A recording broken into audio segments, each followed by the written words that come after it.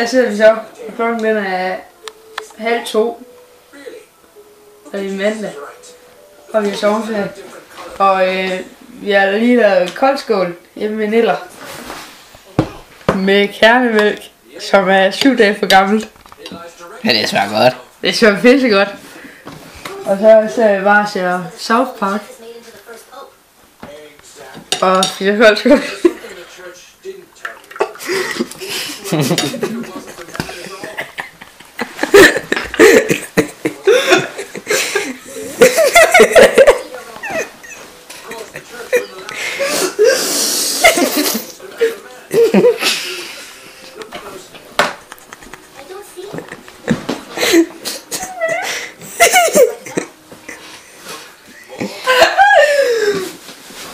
Over and out.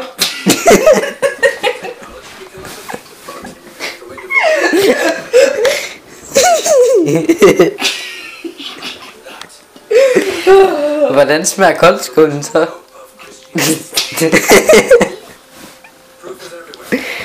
Smager godt. Der er lidt for meget sukker i.